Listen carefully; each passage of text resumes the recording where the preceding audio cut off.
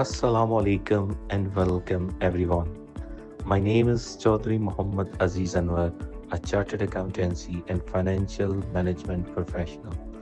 Today I am pleased to present a topic that is not only critical for accountants but also essential for everyone involved in governance and public administration, understanding public sector financial accountability and statutory requirements. We will take Pakistan as our primary case study while drawing broader relevance for other developing economies. As public finance professionals, understanding how accountability works and why it often fails is vital for improving transparency, efficiency, and trust in government institutions.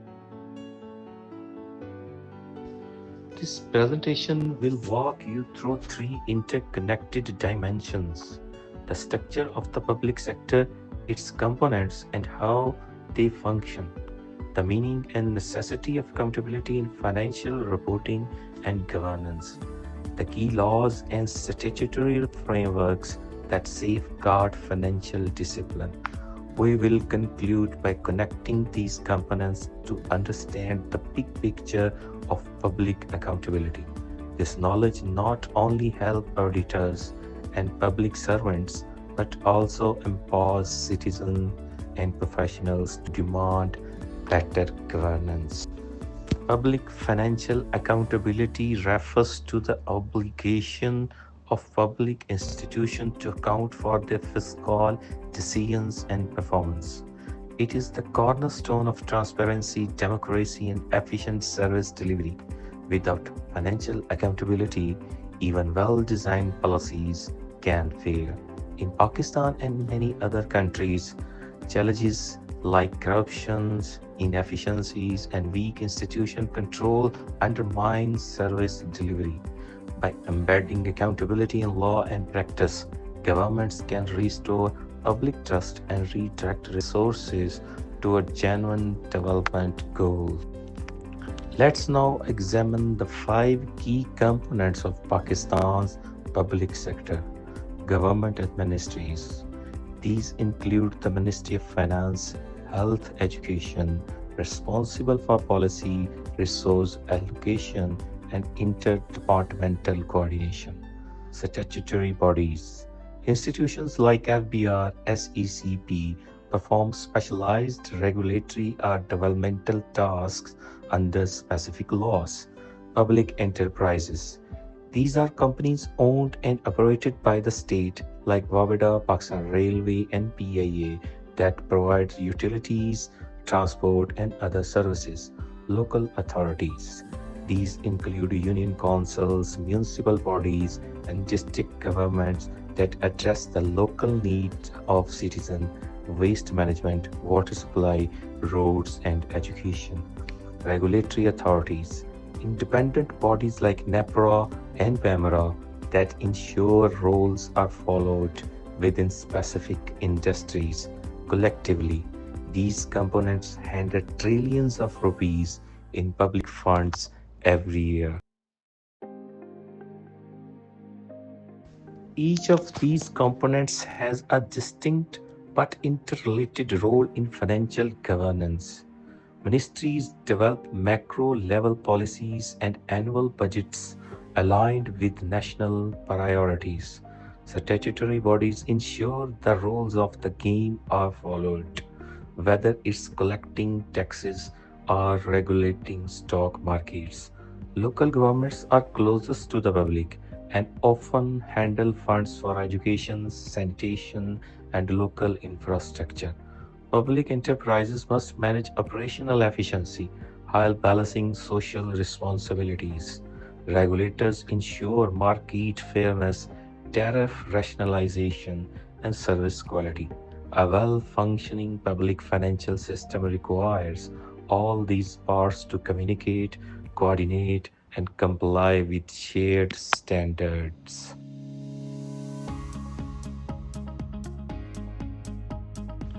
Accountability is public finance means being answerable for how public resources are raised, managed, and spent. It requires public officials to follow established rules and procedures, maintain transparency through disclosures, justify performance and explain variances, accept scrutiny from audit bodies and public. Accountability also fosters ethical behavior, ensuring funds reach their intended purposes, whether it's a school, hospital, or road projects. The importance of accountability cannot be overstated. It promotes public trust by reducing corruption and promoting openness. Fiscal discipline, which is essential when resources are limited. Legislative oversight, allowing elected representatives to question misuse of funds. Value for money, ensuring efficiency in every rupee spent. It also ensures that citizens through their taxes are not shortchanged. Every rupee misused is a school not built or a patient not treated. The cost of poor accountability is immense. Here are just few examples. Ghost employees inflate the government payroll, draining resources. Overpriced or non-existent projects divert funds from real development. Fake invoices and missing documentation make audits unreliable. Inadequate checks lead to unchecked corruption at various levels. These failures result not just financial losses but also in the erosion of public trust, affecting investor confidence, donor rate, and governance credibility. Let's now review the main laws and instruments that form the backbone of financial governance in Pakistan. The Constitution, Article 7884, provides the basis for public funds, including the Consolidated Fund and Public Account. Public Finance Management Act 2019, a modern law ensuring performance-based budgeting and financial control. Auditor General Ordinance 2001 empowers the AGP to audit all public accounts and ensure compliances. NAB Ordinance 1999 empowers anti-corruption investigations into public financial mismanagement. PPRA Rule 2004. These guide transparent procurement and contracting across all public entities. Together, these instruments aim to prevent misuse and promote fiscal discipline.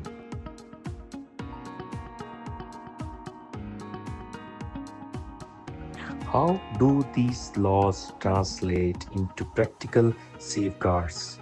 Standardized accounting codes allow uniform reporting and analysis. Sealing on expenditures prevent departments from overspending. Real-time reconciliations between spending agencies and treasuries ensure funds flow integrity. Audits and parliamentary reviews highlight gaps and recommend improvements.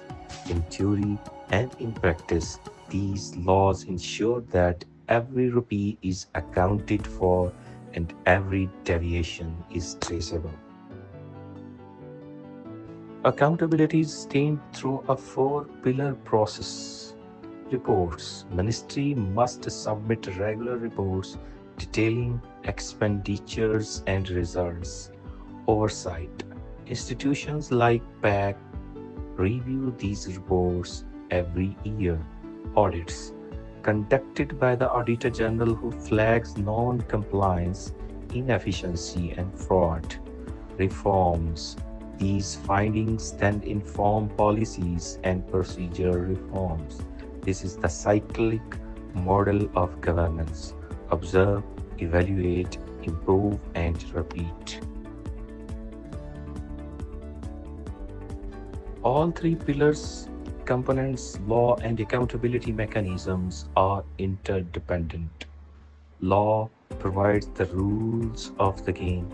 Components implement policies and manage funds. Accountability mechanisms review their performance and enforce compliances. If any of these parts fail, the entire system risks collapse. That's why integration and communication across departments and institutions are so crucial.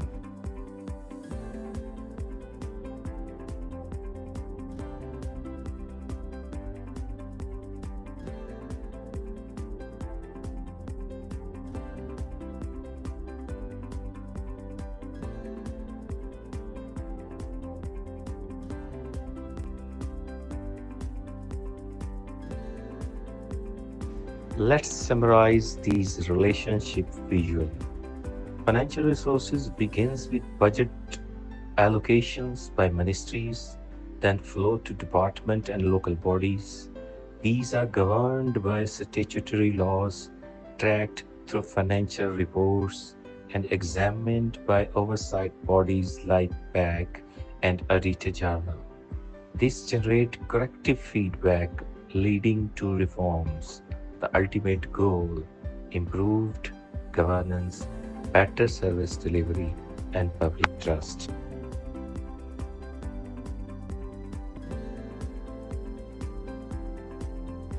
To conclude, public sector financial accountability is not just a bureaucratic obligation, it is essential for democratic governance, economic stability, and national development.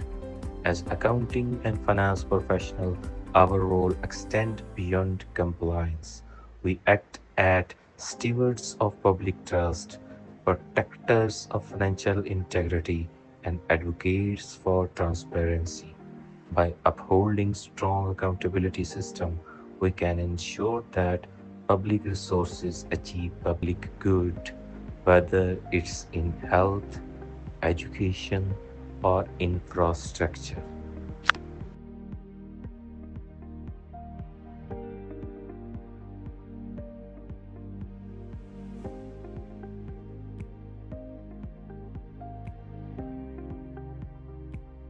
Thank you so much for your intention. I hope this session has helped deepen your understanding of how financial accountability and statutory frameworks operate within the public sector, particularly in Pakistani context. Should you have any question or comments, I welcome your engagement. Let's work together to build a system that delivers value, transparency, and trust.